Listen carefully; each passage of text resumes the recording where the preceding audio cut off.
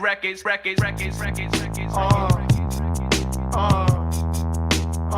One, two, one, two. 1 2 1 2. What is up, everybody? You know what time it is. That's right. It's time for the In Off the Bench podcast. I am Daniel Ball, and I'm joined as always by my co-host, my partner in crime, my brother from another mother, Jim Cross. And Jim, we got a good one. We're talking Kentucky volleyball. We got Emma Grome. She's coming on not only from a long day of no classes over the past 2 days, but a big game last night, big match. We'll talk about that. We'll unpack that. But we're talking Kentucky volleyball. We're talking about the season that is. We're talking about championship, culture, excellence, the whole nine, and we're also going to get a backstory. But before we do, we got to plug our sponsors. Chinook Seedery. Whether you're on the field or in the boardroom signing deals, Chinook will help you get the job done. Memphis City Design. Get your brands, gear, and logos on everything from shoes to underoos. Memphis City got you covered.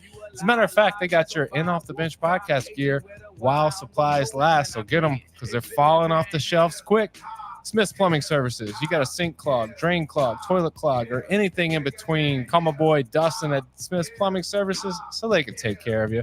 And finally, Old Dominic Distillery. Experience 150 years of tradition in the heart of downtown Memphis. From bourbon to vodka, whiskey to gin, Old Dominic's got you covered. Stop in today for a tour or just to pick up your favorite bottle. And as always, when you go there, tell them Jim, tell them DB sent you from the In Off the Bench podcast, and they will take even better care of you. And with that, Jim, we got to get to it. Help me welcome to the show with the biggest interview in podcasting this week. Kentucky volleyball sensation, Kentucky volleyball star, Emma Grome. Look, I'm cutting right to the chase. I got to talk about this cat that I saw come on the screen because it was already in my notes to bring up old Domino because Domino's got a Instagram launch that just happened. So, Emma, first of all, how are you doing tonight? Well, he's right here. There we I'm go. good. I'm great. So let's talk about Domino. He's got a Instagram launch. I mean, how's it going? It's been great. I got him in, I would say, beginning of July, and he's just perfect. He's a little kitten, so he's got tons of energy and can be a little bit of a menace sometimes, but he's precious. You heard that, Jim. He's perfect. He is biting my knee right now, but that's okay. Is this a thing where you're an actual cat person, or because you're at college, it's easier to have a cat? I would say neither. I would have considered myself more of a dog person before Domino, but honestly, like, I met him from one of my teammates' friends. They had found him outside, like he was hiding in the wheel of their car. And I just went over to play with him, and I literally fell in love with him instantly. Like, it was crazy.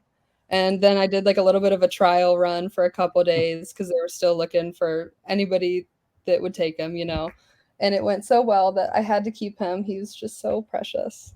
Yeah, because was Domino the name immediately, No. or were there options? There were some options. Well, at first, the people that found him told me that he was a girl, and I didn't know like a ton about cats, so I assumed that he was a girl, so I went with Luna. But then I took him to the vet, and he was in fact a boy. So poor dude's been mislabeled out the gate. First, you had to fight him at home. He's being passed around, doesn't know if it's a boy or girl. But I like Domino. I like Domino a lot. But I was just thinking, my daughter's she just started college, a freshman at LSU, and she's talking about how she wished she had her dog there, but wouldn't have time. And I was just thinking, I don't think you would have time. And then obviously, depending on where you stay, dogs are probably not ideal. So it just feels like a kitten would make a lot more sense. For sure. Yeah. All right. Domino comes from the spots on the side of him. Just to makes sense. Well, we only got a flash of them, but if you want to check out Domino, go on up to Instagram. You can see the spots. But enough about him. He's taking all your screen time. Let's talk about music for a second. If you could go see any musician anywhere, who are you going to see? Where are you going to see them? Oof. just off the top of my head, I'd say Drake. I feel like his concerts would be really, really good. And truthfully, the only concerts that I've been to have been country concerts, which are fun and amazing, and I love them. But I'd like to go to like a different kind of concert, different vibe. Well, you're probably Daniel's new favorite guest because every guest says a country concert, and the fact that you came out with Drake, he's probably digging that because we're Yeah. not really big country people, and so we're feeling the Drake answer, and I feel like you can go to Rupp Arena and probably be an awesome concert for sure. Yeah. Yeah, Drizzy will be filling it up at Rupp. I think he's been there before, as a matter of fact. Yeah, he was a Kentucky fan. I know at one point. I know they make fun of him because he bounces all around, but I'm not one to judge because I can be seen at different venues wearing different things, supporting people. So no judgment here. But let's talk movies. Do you have a favorite kind of genre? Do you like comedies? Do you like horror movies? I feel like I'm across the board with that. I do love a good horror movie, but I also like comedies. I like rom-coms. I really will watch anything. It just kind of depends on what I'm feeling that day. Well, let us save you if you haven't made this mistake yet. Our guest last week, Addison Fada from Oklahoma, said she went and saw the movie Long Legs at the theater, and it was terrible. Worst scary movie she's ever seen. So do not make the mistake of watching that horror movie. Okay, I won't. Do you have a go-to movie, like one of those movies that you could just watch a million times? The Hangover. I absolutely love that movie. She's So coming with fun. an array of different answers. First Drake and now The Hangover. Yeah. Daniel, I've definitely never heard The Hangover for an option. No, Step Brothers would be one that I could just watch That's every a time good it comes on. Every time. I'm very high school girly. I will watch the Step Up movies over and over and over.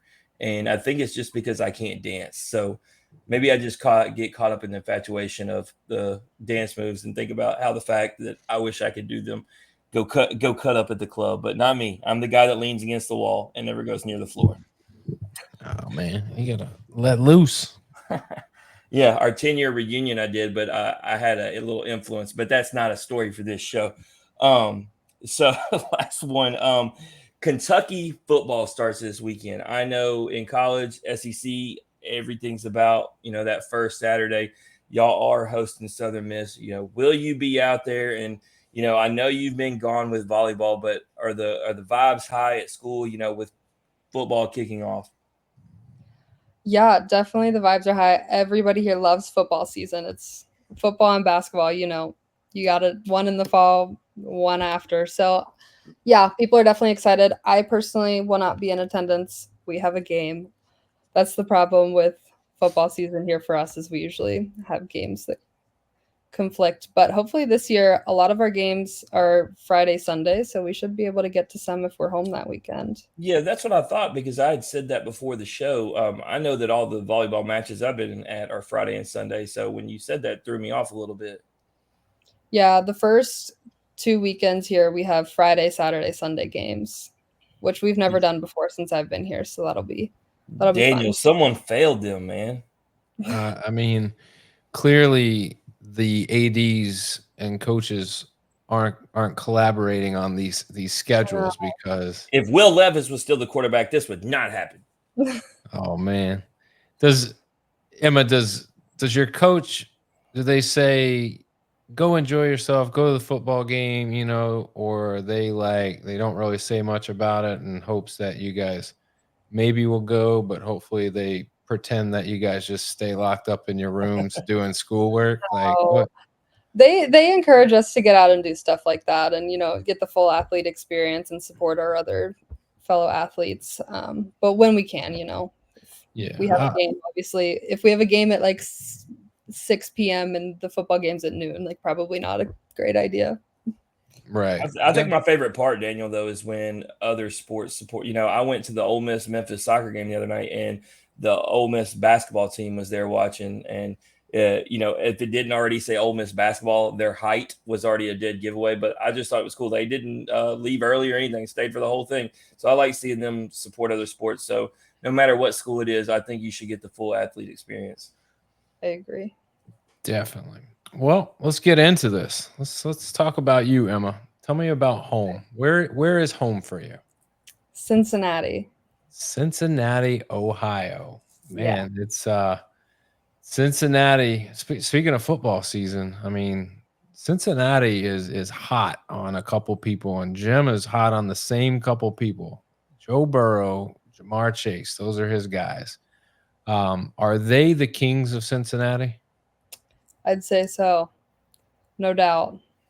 Yeah, I mean, it's crazy. I flew into Cincinnati not too long ago, and in the airport, like it was a lot of like Reds and a lot of Bengals stuff, but there was a Joey Votto mural, and then there was three times the size of the Joey Votto mural was like Jamar Chase and Joe Burrow. So that tells you, and Joey Votto is in my opinion probably the exactly what you think of when you think of Cincinnati sports. Like he just kind of is the guy. Like he can do it all. But Would you say that Joey Votto is like the Emma Grome of baseball is to volleyball? I mean, she's yeah, a I pretty mean, big deal. I just I don't want to get hung up on Joey Votto. I just watched a video about him, and I liked him already. Now I really like him. It showed him, he talked about retiring, and he was wearing a clubhouse, like one of the workers of the clubhouse, their uniform that they wear for games. He was given one of those. Only him and there was one other guy that was bestowed a uniform by the clubhouse crew just for their years of service and being a good guy and just being a great like leader for the team. And he was talking about how every Sunday he wears that to the stadium, and every Sunday he spends time with those guys cleaning cleats and cleaning areas and just making sure that when he wears that uniform, he's a part of the team. So I don't want to talk too much more about him, but like I really like the guy, and I like when I think of Cincinnati, that's what comes to mind. So I mean, your time could have been better served talking about Joe Burrow. I mean, I'm not gonna lie, but I'll accept the Joey Votto talk, I guess, since it was a good story. well, we're done talking about both of them because Boo. I want to know about Emma's family. When we talk about high caliber athleticism, elite players, Jim and I think that the lineage, your mom, your dad, brothers and sisters are all like genetically gifted freaks.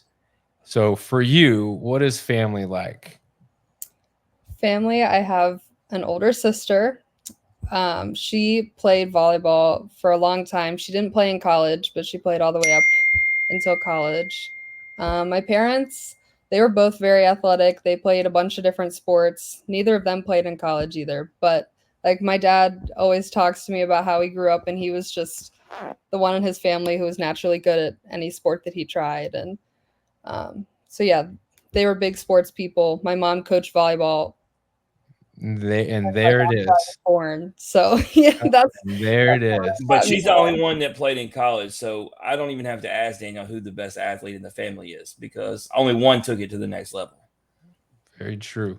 How old were you if mom's coaching volleyball, like what age do you start playing? Is it something where as soon as you could walk, you're like, here's a volleyball? pretty much like as soon as I could do anything, I was doing it. Like I remember when I was really little, I would do like volleyball clinics, but instead of a volleyball, it's like the beach balls or the beach balls that look like a volleyball, but it's just not a volleyball. So I was doing stuff as soon as I could. Was And that I the was only always at my sister's games, like in the club gym environment, watching all that. It was really cool. sport you played? I tried a lot of different things. Besides volleyball, the only one that like I played on an actual team was basketball, and then I played beach volleyball for a long time too. Um, What's harder? What's harder? Beach or regular volleyball? I call it regular volleyball, but I don't like I say the same thing. They're both hard in different ways. You know, beach volleyball is definitely can be physically more challenging. You have to get used to jumping in the sand and moving in the sand. If you just if I haven't played in like 4 years at this point since I've been here, like if I went out there right now, I'd be quite slower than I used to be and not jump as high. But once you get into it, you pick it up again. But then, indoor, you have a lot more people on the court with you than in beach. So there's a lot more communication and a lot more strategy, and, you're running plays like I do.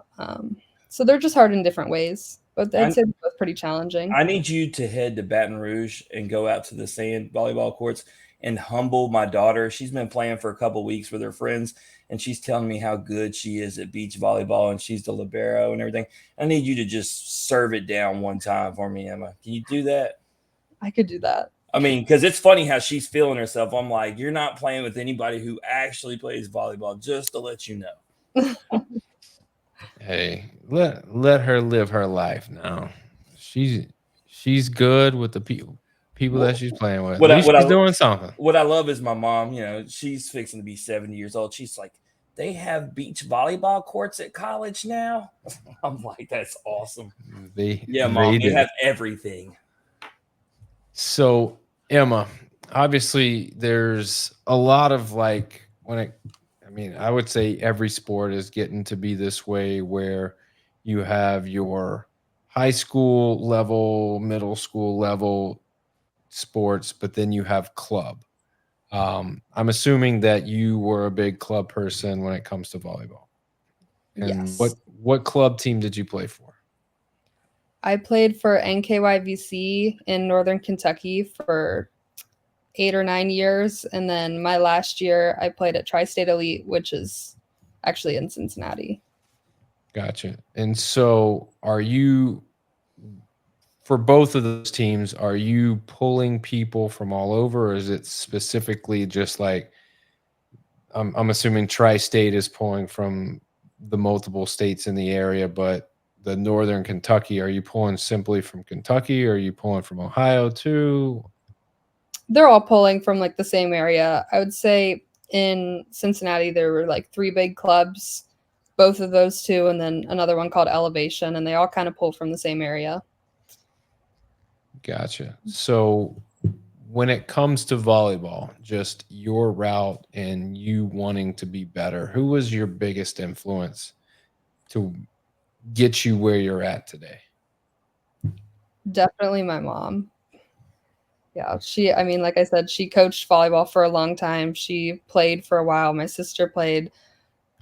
Both my parents are very competitive people, and, they did everything they could to give me every opportunity I needed to get where I am now, whether that was like lessons every week, doing extra clinics, just playing with me at the house. But yeah, they always pushed me to be my best, and my mom was a big part of that. She can be very hard on me at times, and definitely was growing up, but it only made me better, and she just wanted me to get where she knew I could go. I got a big question for you. I've never asked anybody this question, but I feel like it's very relevant to you. Let's take mom out of the equation and sister out of the equation. Let's say volleyball was never a thing, but you found volleyball at a young age. Do you think without them playing and their influence, would you be where you're at? Do you think you naturally would have had it to go, yeah, I can see myself here? Or was them being who they were and what they did, were they just a direct reflection of you being where you're at? That's hard. I feel like I think I still could be where I am now, just because I think it's partly from it's the way my mom is, and I'm kind of like that too. Like she's very hard on me, but I'm also very hard on myself, and I feel like I do have a lot of motivation that comes from within. So I feel like, yeah, I definitely push myself a lot, and it helps obviously to have people around you pushing you and wanting you to be your best, but I think I do have a good amount of that comes from me. So I'd like to say that I think I'd still be here, but they definitely played a huge part in it and helped me a lot. It's more of like a personal research question that I had. I'm always wondering, You made her think more than she probably wanted to. Well, I know. she's you got. never know how things would work out, but Well, you'd like to my think question, there. I always question like the fact that, all right, athleticism is something that you obviously you have this ability, but also you have to work it. If nobody ever is behind you pushing you, would athletes at your level, would they get there automatically with just I hard think work and what they have? And a think lot of it it all is, do they believe that they can? And I think most people psychologically at your level believe that no matter what, they could still do what they do just because of they have that thing. I agree. I also think it comes from how much you love the game. Like if you love it or you don't. Because if you don't really love the sport, like I could be good at tennis, but if I didn't really love tennis, I wouldn't want to work hard at it every day to get as good as I could be. I Very think true. that plays a part in it too. I know at 5'9", there's no way she's not playing something because there's a coach that's going to grab her and be like, "Look, I need you playing something." Like, what do you like to do? You can play that. I'll show you how. In high school, you were the career assist record holder at St. Ursula Academy. Your first team all conference in 2018, 2019, 2020, all Ohio first team in 2020. So when you hear those things, like, do those stats matter, or are you just thinking, all right, I just want to win. I want to do whatever I can to help my club win, and whatever accolades I get along the way, those are cool, but that's not really why I'm doing this. I feel like more the second thing, when you're in high school or when I was on those teams, like my goals every day were to come in and be the best player and teammate that I could be for my team and help do everything I can to push us to win our games. And, the goal every year was to win state. We didn't make it there, but that was the mindset going in, was how do I practice today to make sure that we can get to where we want to go. But they're definitely cool things to get along the way. And I think, something we talk about here that I might have not thought of at the moment when I was in high school, but you want to leave your legacy wherever you go. And that's what we talk about at UK is like, what legacy do you want to leave behind? Do you want to be remembered as a good person or not, a good player or not? So, I mean, definitely something cool to leave your mark on a program like that, but that was never like the goal going into it. Yeah, when you can leave a legacy behind, and it doesn't, like, you can take winning out of it, just like a good teammate, a good leader. To me, I think the biggest thing that somebody can leave a program is when people talk about whoever as being a really good teammate and a really good leader. I think those are the two things, because not everyone is a good teammate and not everyone is a good leader. But if you can Sometimes do those those, people aren't the best people on the team either. correct. And I think if you can do those two things and you submit a legacy behind those two things, I think the byproduct of that is you win. But also, like, when you leave, that you've done something way more than just set a precedent for winning. You've set a precedent for how people need to run the team, how people need to behave, how they need to act, how they need to carry themselves. So,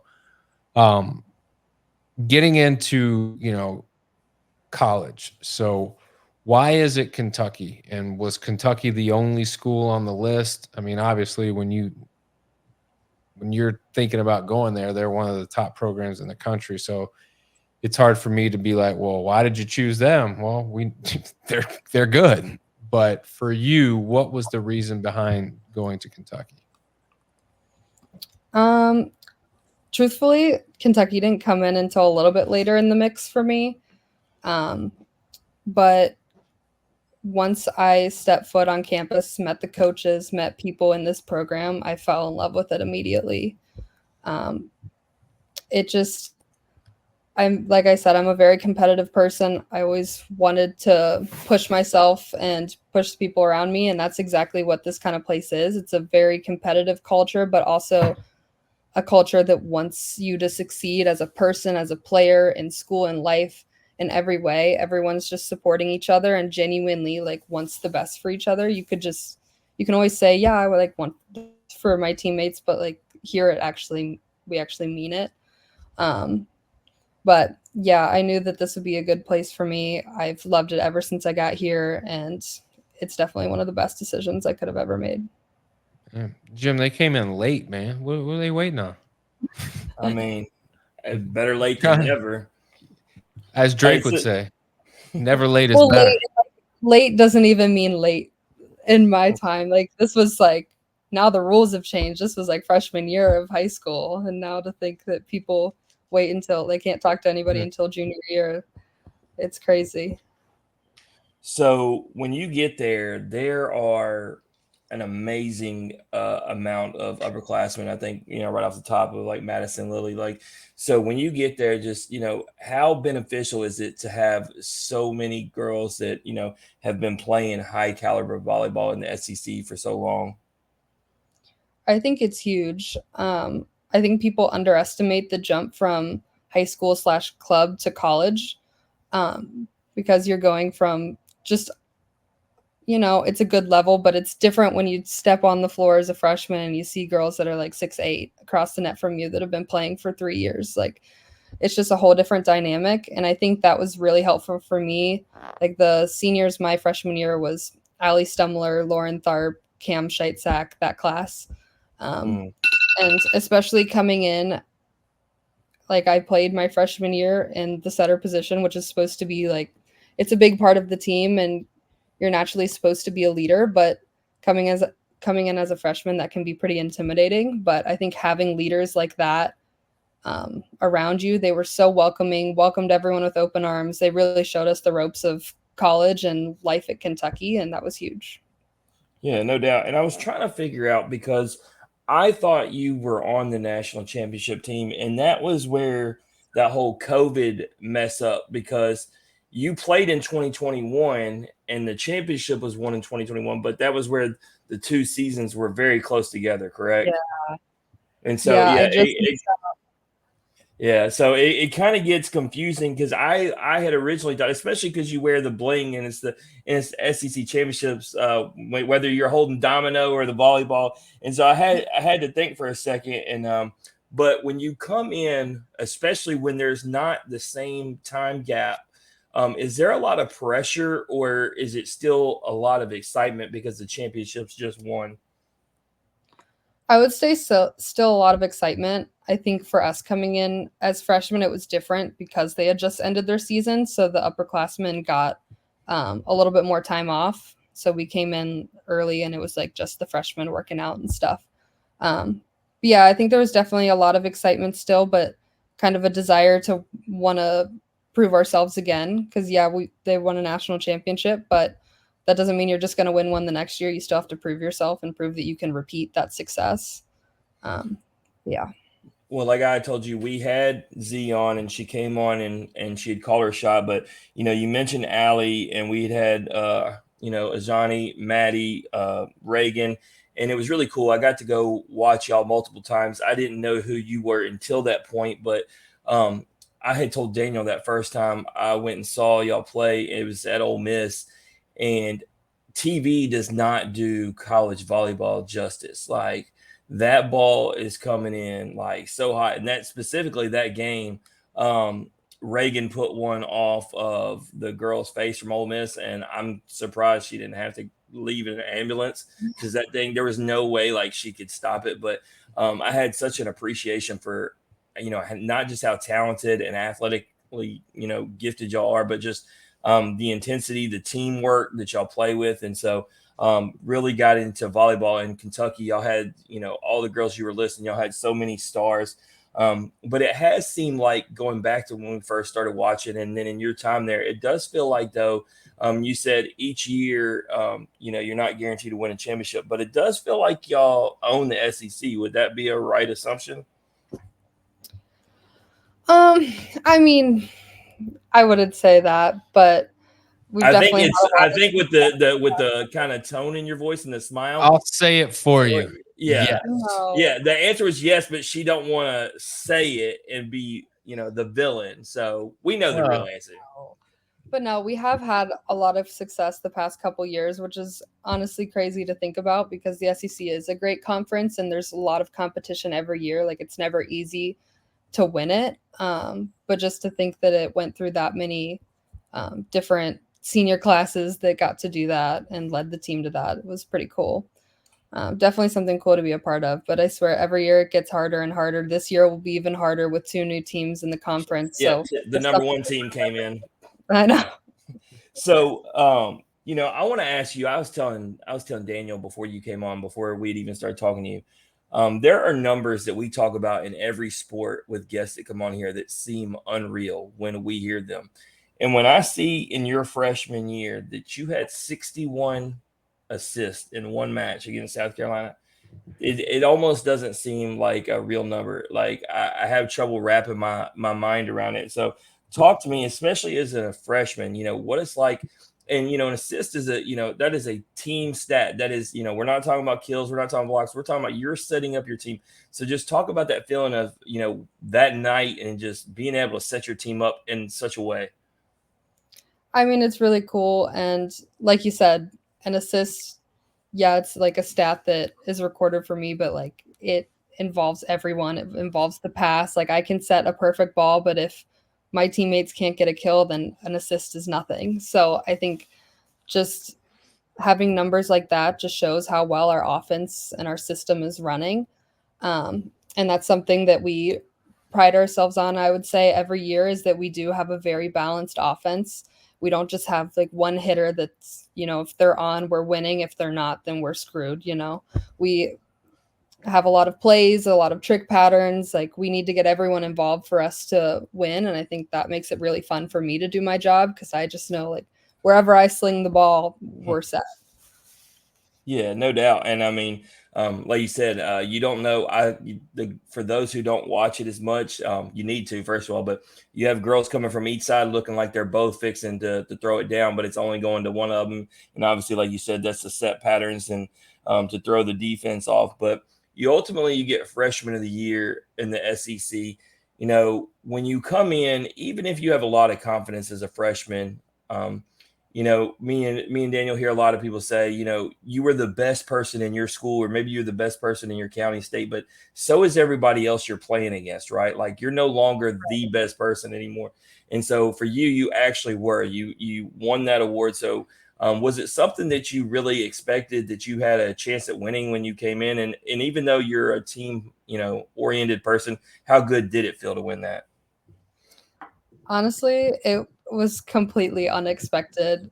I mean, even coming into campus my freshman year, like I didn't even know that I was going to be the setter. It took a while to, we had to fight through positions for that and stuff. And never did I think that I would get freshman of the year being on a team with so many great players. And we had other great freshmen in my class and great freshmen in the conference. Like, I don't know. I just never expected it, but it was really cool, honestly. Like I still like I don't know. I didn't expect it, but I think it does go back to how great our team was that year. We had a lot of success and nobody thought that we would because they just lost Madison Lilly, Gabby Curry, that big class before us.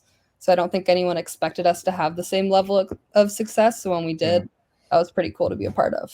Yeah, and it seems like, and here's where it comes in, like, because the next year I was going to talk about how, you're going to get SEC Player of the Year and you're going to lead the Power Five in assists, but the ways that we look at level of success, right? Because ultimately y'all lost in the Sweet 16 to San Diego.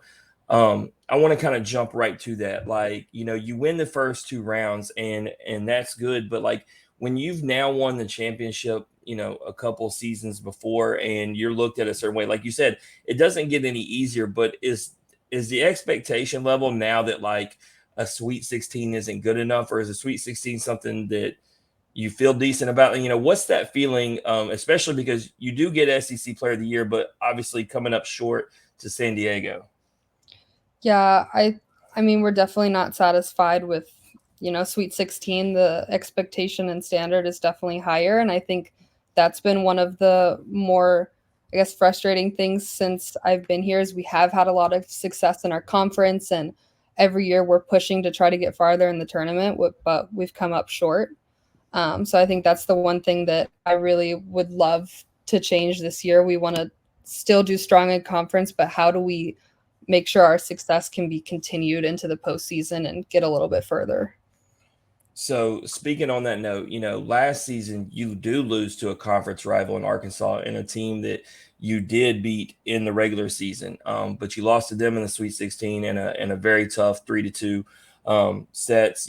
Does that give you a little extra motivation, a little chip on the shoulder? Not just because you not only lost in the Sweet 16 again, but it was to a conference, rival.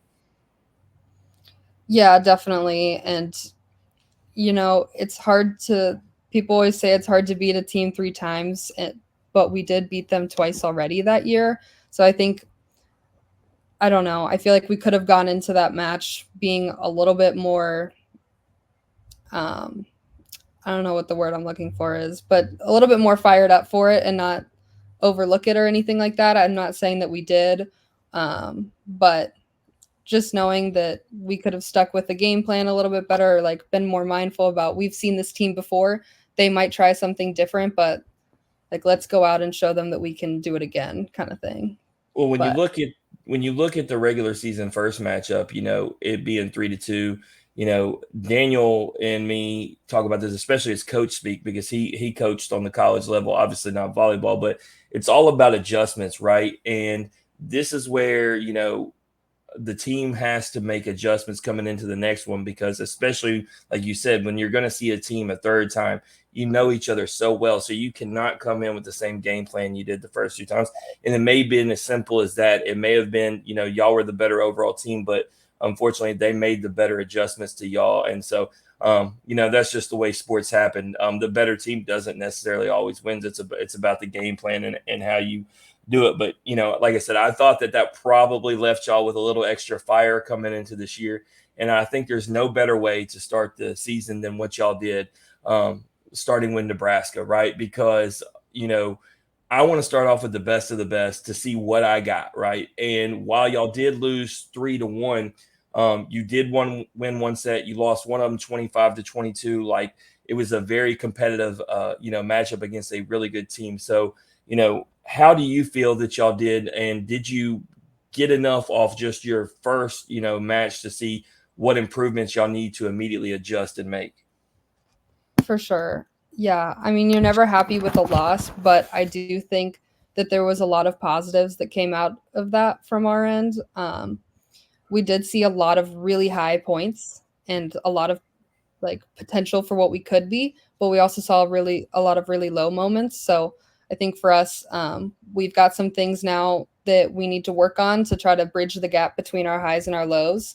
But definitely saw a lot of good things. There's some moments that we want back for sure, but to start off the season with the number 2 team, that was pretty good. Yeah, and so I want to ask about a relationship, because we talk about all these girls that have went through, and like I said, I've been able to try to keep up with y'all ever since we started in that 2021 season.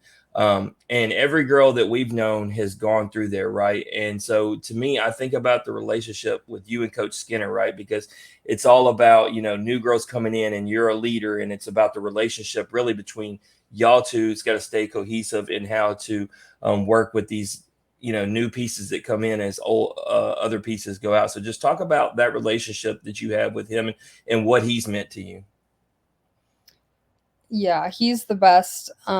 He's an incredible coach and an even better person. And like I said before, like he really cares about you as a player and as a person on and off the court. But I think, yeah, that's been a great relationship, and it's good to have a good relationship with your coach like that. Especially I feel like in the setter position, because it is a big leadership role and you're in charge of a lot on the team. But I'd say, it's nice to have a coach like that where if you have concerns about anything, or if you have ideas or just anything that you think could help the team, like he's always willing to listen and take what he can from that. And he's just a very open person. Yeah. So Talk to me about your teammates. I want to hear, like I said, because a lot of the girls that I know are gone. Daniel knows. And for those who are listening that were hoping to become a fan of yours or Kentucky volleyball to get to watch, tell them some other girls that they need to look for. I know you could probably do your whole team top to bottom because you love them, but just give us a few that really stand out that and maybe they're amazing upperclassmen that you just really want to spotlight. Yeah, I mean, we have a lot of seniors this year. There's 6 seniors, 5 true seniors, and a 5th-year senior. So there's a lot of, um, you know, people with experience on the team, but we also have a lot of younger girls. We had 3 freshmen. Asia Thigpen is one of them. She's already was on the court yesterday, if you watched the game, but she's just an incredibly fiery person and has a lot of energy, and it's been great for us on the court. Super hard worker. Brooke Baltima is arguably the hardest worker I've ever met in my life. Like, she just never stops, and it's awesome. She's never satisfied. She could be a little hard on herself at times, but she is a gamer. Like, she's in it to win it. Saw her yesterday too. And then Molly Tuzzo, she's another one of the younger ones that we saw a lot last year, but she's continuing to grow as a person and a player. Daniel, what does it say about Emma's leadership that she went to the freshmen and started highlighting them and talking about what they mean? I feel like that just defined Emma and her leadership role in, one opportunity. I mean, when it comes down to it and they win a national championship this year, they're going to look back and it's going to have taken everyone. So when you can instill confidence early in young players, especially freshmen, like that's going to mean a lot. And when situations are full of pressure, there's not going to be any pressure because they know everyone's got their back and they're pulling for them. So yeah, I mean, just says a lot about Emma and her ability to lead and just taking the reins as a captain and a vet. Now, I will say, Daniel, you say when they win a national championship, and I have to be honest. We had an episode recently together with her former teammate who had nothing but the best to say about Kentucky and how much it meant to her. But she said they were going to win a national championship, and you were kind of giving that when y'all win a national championship. So I'm going to need you to make up your mind between Texas and Kentucky, sir. Kentucky. Okay. Are you gonna? We got LSU volleyball coming up in 3 weeks. Are you gonna say the same thing to them? No, Kentucky. Well, and LSU, quite frankly, isn't on Kentucky's level. So I hope you don't lay your eggs in that basket. But I do like Journey Robinson. I do like Journey Robinson a lot. So my money's on Domino. There you go. All right. Well, last thing I got, and then I'll let him play a game with you. You do have Northern Kentucky coming up, and you are going to be at home. I have been able to see y'all at home in person and on TV. Just amazing environment. How excited are you for the home opener? Obviously, Northern Kentucky is probably not a big deal, but nonetheless, I know your fans will show up and show out, and you're ready for your senior year to start at home. I'm very excited. Yeah, first home game of senior year, and it's the first time that we're getting to play in front of fans in our brand new gym. I don't know if you knew that, but our gym was getting renovated last year. That's why we were playing in Rupp a lot last year, but it's finally ready. We played our exhibition game in there, but it was closed to the public because they were still working on it. So now we finally get to have people in it and show it off, and I could not be more excited. Oh yeah, Daniel, a new spot. That's the reason. Poor Northern Kentucky coming in on their first home meet in a new spot. Daniel, they're fixing. Oh, it's gonna be bad. It's bad because they're on the flip side. They're getting all amped up and pumped up, and they're rah-rah, and they're like, "Yeah, we're gonna go into Lexington." But let me tell you something, Northern Kentucky. Might as well go ahead and deflate yourselves now because it's going to be. I'm just going to tell my parents to not show up. I'm like, look, this ain't the one. See you next match. Don't turn on SEC Network. Just sit this one out. Now, with that, Emma, we get to play a game. The same game that over 350 of our athletes have had the honor of playing. It's called This or That. Are you ready? I'm ready. All right, it's very simple. I give you 2 options. You choose one option or the other. Can't say both. Can't say neither. Go with your head. Go with your gut. Go with your heart. I don't care. Just pick one. Okay. Got it? Got it. All right, Jim. Jim, this or that. Who's it brought to you by? A lot of options tonight. Who are you going with? Let me go with the Athletic Collection. You can get your posters, you can get your stickers, you can get your T-shirts.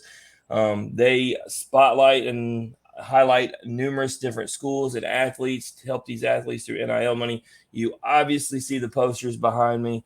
I even got some swag here. So, go check out the Athletic Collection. You will not be let down. Hopefully we can get Emma on there with some Kentucky stuff. That's what we need to do. We got Z on there once upon a time, but I'm kind of slacking on my Kentucky stuff, Daniel. I need take one of these baseball boys down and get Emma up there. Yeah. Let's Hey, first of all, just to be clear, there is, it's going to sound bad. I think I ran myself into it. I was going to say the women's posters on that wall over there, and so that's going to sound bad because I don't put y'all on the thing. But that's because I'm very OCD about my SEC baseball guys, so don't take that personal. She just took it very personal. I did. I don't know what to do. That's what I said. I ran myself into. I have. She sees all that Tennessee, Arkansas, LSU, and she's like, I don't see no blue. It's not acceptable. I have my framed autograph of Johnny Taylor picture that sits right over here on my table. So you know what? Boom. There you go. I'll take it, I guess. He just dug that out of his closet. No, it didn't. It's actually sitting.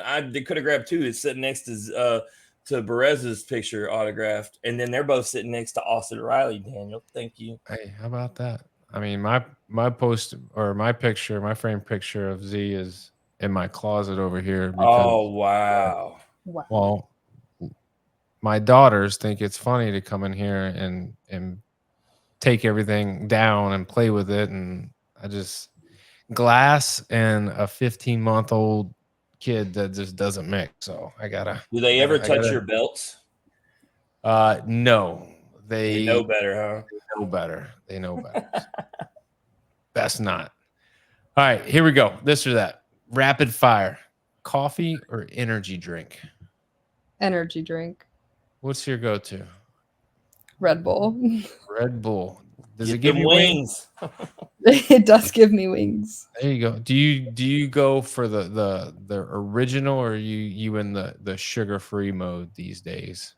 Just the original. Yeah. They got all the flavors now because my wife drinks them. I mean, she gets the red, the blue, the yellow. But my question for you, we're going to find out if she's very unhealthy or not. Do you get the small, the medium, or the large? I get the small one. Okay, making sure. I used to drink like the Celsiuses that were like 200 milligrams of caffeine, and now I've decided it's probably better to like not do that every day. Isn't that what you drink, Daniel? I do, but I drink the smaller cans. So, but I drink whatever energy drink I can get my hands on. I am, very diverse in my options. As long as it actually gives me energy, I'm open to it. I was reading about caffeine, despite like headaches and some like sleeplessness and like you might get jittery. Like it's really like you would have to drink an absurd amount of caffeine before you would like have like really bad repercussions. I don't think it's even possible. Daniel, I'm gonna have this conversation right here with you about Emma or with Emma because I gotta ask. So my daughter goes to Starbucks all the time, and I thought she was actually getting coffee drinks, and she's not. She's getting some fruit tea things, but supposedly they have energy. Is that a crock where Starbucks is just making a bunch of money? No, I mean tea has a bit of caffeine in it, depending on what kinds of teas you drink. But I mean, if I'm gonna go to a coffee, quote unquote, place, I'm gonna get coffee. I mean, that's what I'm saying. Like, I'm getting the white mocha frappuccino if I'm going there. Let's be real. That's not coffee. I don't actually like coffee. So if I'm going to get it, that's what I'm saying. I got to have something that's got, I think coffee is disgusting. And my parents have drank it straight black their whole life. And I think that they are psychopaths for that because it's so gross. Well, Emma, do you like coffee? I do. Just energy drinks are more convenient for more And she's going to days. tell me she drinks it straight black after I said people who do that are Oh psychopaths. no, I could never do that. That would have But been if I funny have though. time to make it or go get it, I'll go get coffee. But if I don't have a lot of time, most days I just grab a Red Bull. There you go. All right. Hard shell tacos or soft shell tacos? What are you going with? Soft shell. Okay. Luxury car or Hold fast? on, Daniel. I got something for you again. I'm going to keep. It's going to be the longest this or that because this is important. Daniel likes to knock on my 12-year-old son a lot, and I'm going to give him a new one. We went to the Mexican restaurant on Sunday, Daniel, and he got the kids burrito. So we're supposed to be saving money, but then he added steak, and then he wanted no red sauce, so he wanted the white sauce on it. So basically queso. So somehow it went from a $6.99 burrito, but by the time he added steak and beef and changed the sauce, it was $13, which was more than the actual burrito that you can just get that was ordered like that. And I had to explain to my wife, I was like, you realize if you just order him the adult one, then we eliminate this problem. I said, somehow we spent more. So my son being difficult, $13 for his kid's burrito, man. That's I mean, crazy. he better eaten $13 worth of that And you burrito. know he didn't. He took it to go box, but luckily he did eat it to go. But if you want that kid to eat everything at the restaurant, you need him to stop talking long enough. And you know Jackson. No, he ain't doing that. All right. Luxury car or fast car? Sports car, luxury car. What are you going with? Luxury car. All right. Would you rather have a nice, sweet dig or a kill? And yes, I know you're a setter. I asked this for fun. A nice sweet dig.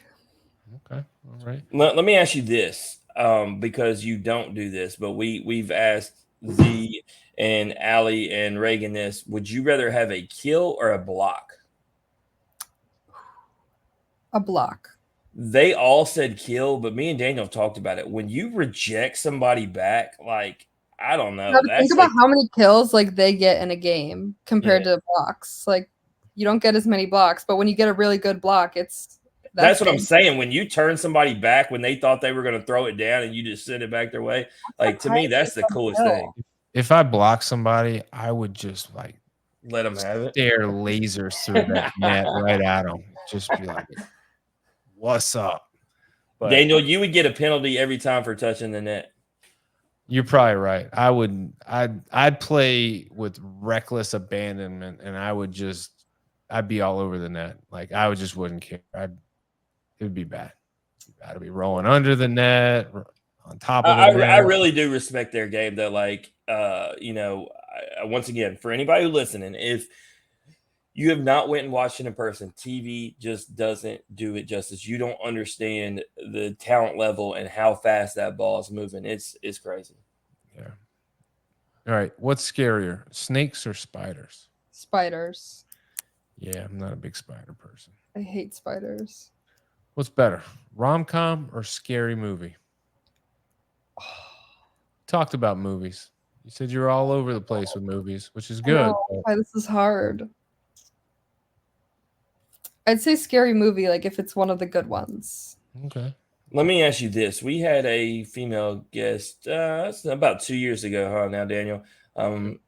Anyway, softball player, Mississippi State. She said, not only did she say horror, but then she said her favorite movie was The Conjuring, that she watches it quite often. And we found that to be a major red flag. Well, how are you feeling if somebody told you? Like, we don't really know how to take that after they were like, okay, so you're not invited over to movie night because I feel like maybe she is because, scary movie night. That's pretty fun. But here's what's funny, Emma. We're going to take this a step further. My 12-year-old son has a crush on her, and I said, that's not the one. No. Oh, gosh. She said, 1, I like scary movies, and 2, I ain't taking your little punk tail to Mexican for a $13 burrito you're going to eat 2 bites of. All right, luxury swimming pool or the beach? Ooh, the beach. All right. Last question, money question. If I said, Emma, here's a suitcase full of 100 crispy mint $100 bills to the sum of $5 million. And I said, you can either have this briefcase of $5 million, or you can have this national championship this year. Which are you going to take? National championship.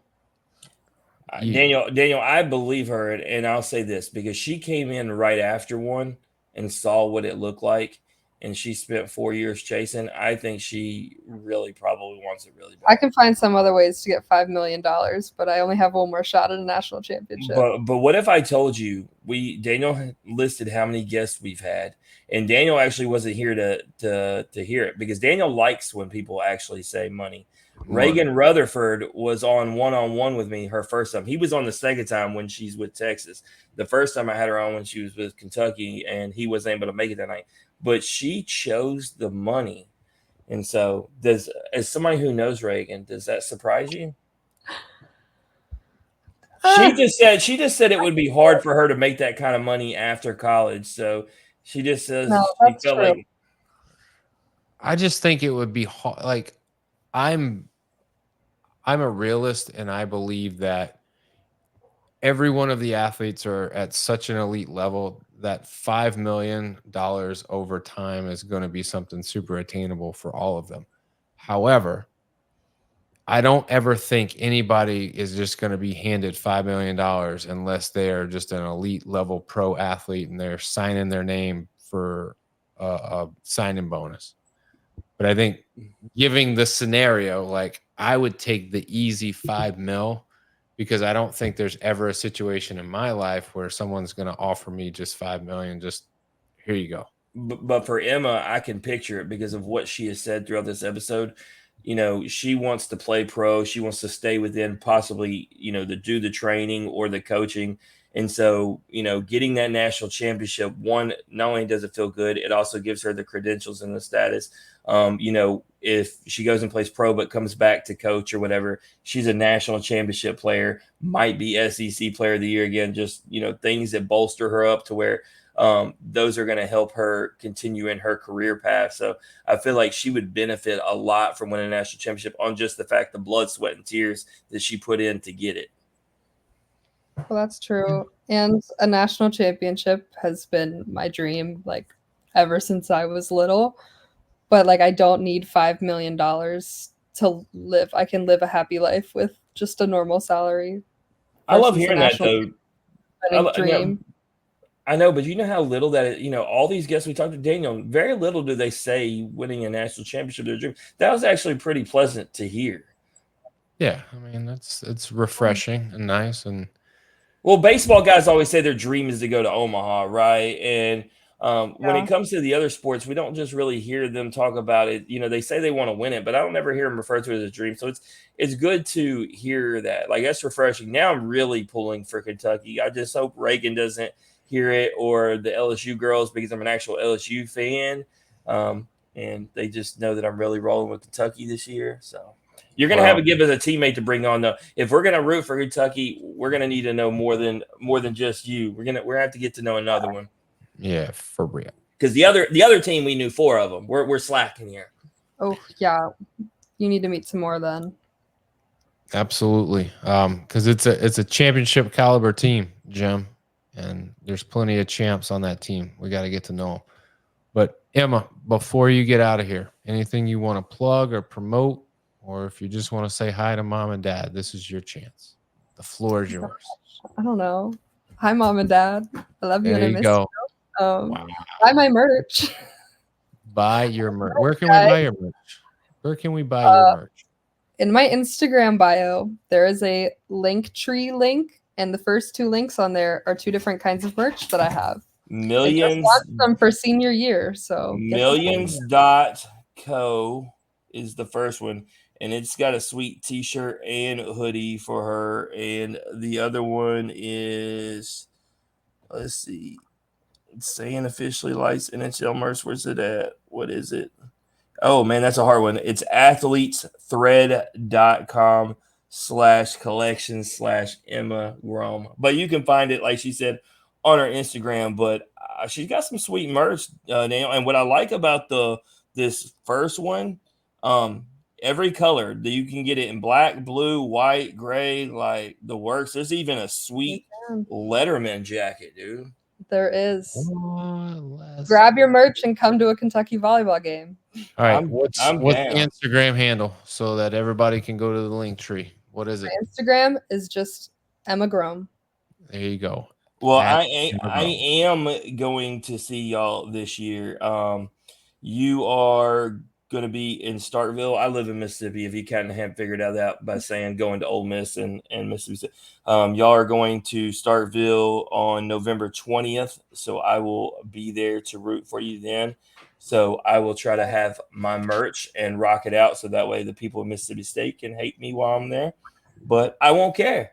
Oh, y'all play at Ole Miss again too. Lock it up. Yeah, I was gonna say I'm pretty sure we're there too. Yeah, so October. Well, I have all this stuff wrote down. I checked to see when y'all come to Mississippi, so I probably had that one wrote down too. So yeah, I'll get to see y'all twice in Mississippi. It'll just be a quick drive, and I definitely don't mind upsetting Ole Miss people wearing Kentucky. So let's go. I got to get my merch, Daniel, so I can upset these people in Mississippi. I need to see you at Ole Miss in an Emma Grome letter jacket. But that's probably the most. Why are you doing that to me? That's probably the most expensive item on there. I really like the hoodie, to be honest. Yeah, right, I want the Wildcat hoodie with her on it. Let me get that one. What are you getting, sir? I don't know. Exactly. I got to check it out. I got to go to the link tree. Hey, there's a lot of options, so we'll see. Here, let me show you this, Daniel, up close. Can you see that? Oh, go that way. You see that letter jacket? I see it. That's sweet, bro. It says bomber jacket. Well, it looks like a letter jacket. Call it whatever they want. It looks good. All right. For all you out there listening, Friday night, August 30th, Northern Kentucky comes into Lexington at 6:30. You can either go there because it's free towel, free bag giveaway night, big night, big night, or if you can't make it, SEC Network, Saturday, the 31st. What's that? First game in the new historic Memorial Coliseum. Historic Memorial Coliseum. It's going to be rocking because you got three games this weekend. It's a busy weekend. Saturday, Western Kentucky comes in 5:30. It's free admission. So people have no reason not to come, especially you jabronis. So you're telling me you can come for free, you can get stuff for free, and you can get amazingly talented volleyball. I mean, no excuses. And for those of you like me that are not in the area, SEC Network, show you the game. And then finally, Sunday, Morehead State comes in at 1 o'clock. It's bingo day. I don't even know what that means. I'm assuming they're playing bingo some kind of way. But not only are you getting great competition, you're getting the inaugural weekend. So Daniel, let me cut you so I can explain. Bingo, the people who created the bingo at the sporting events was the smartest person ever. Jackson, when he comes to me, my 12-year-old son comes to me, the bingo locks him into the sport. It's because what they start doing is they start looking for what happens on the bingo card, and then they start asking you questions because they don't know what that is, and then therefore you get to explain it to them, and then they're looking for them. So if it could be a certain amount of digs or a kill or whatever the thing is, you can explain it. It does it in baseball, they do it in football. So these bingo cards they've been doing are the best ways to teach young kids how the game is played. Very genius. I like it. Hope everybody else does. Friday, 6:30, Saturday, 5:30, Sunday, 1 o'clock. Check them out. Emma, we wish you a happy, successful, healthy season. If there's anything we can do for you along the way, please reach out to us. And when there's a national championship along the way, we're going to bring you back on. We're going to bring some friends on, and we're going to talk about it and unpack it. Got it? Awesome. Thank you so much, guys. Absolutely. That's Emma Grome, everybody. If you like hearing Emma's story or you just like hearing us average Joes talk X's and O's, please like and share the podcast on Facebook. Retweet us on X. Don't at Jim. Don't do anything. Just be nice. Be nice. I don't need my boy flying off the handle, looking for interns to run social media and all that. He just needs to be able to post and repost and quote tweet and do all the things that he normally does without any of this other nonsense. So you jabronis out there that want to cause problems, just keep it to yourself. Finally, as always, comments, ratings, feedback, thumbs up, hearts, hugs, loves. We'll take it all. Jim, what do we got next week? Well, first of all, we got something for next week. We got a pros or Joes Oh, tomorrow. The 10th overall pick, Seaver King, and then Andrew Pinckney, both in the Nationals organization, as well as before our next episode, we will be having Brock Wilkin and Blake Burke on for pros and Joes. But then we are off Monday for the holiday, and we come back Tuesday with Andrew Fisher from Tennessee and Ryan Prager from Texas A&M. Man, I mean, a lot left this week, and then exciting, busy next week. So Labor Day, we'll have to get our labor release and just kind of take a break because it'll be hot and heavy after that. But this has been the In Off the Bench podcast. As always, remember, strong bodies, sharp minds, grit and grind all the time. We're out.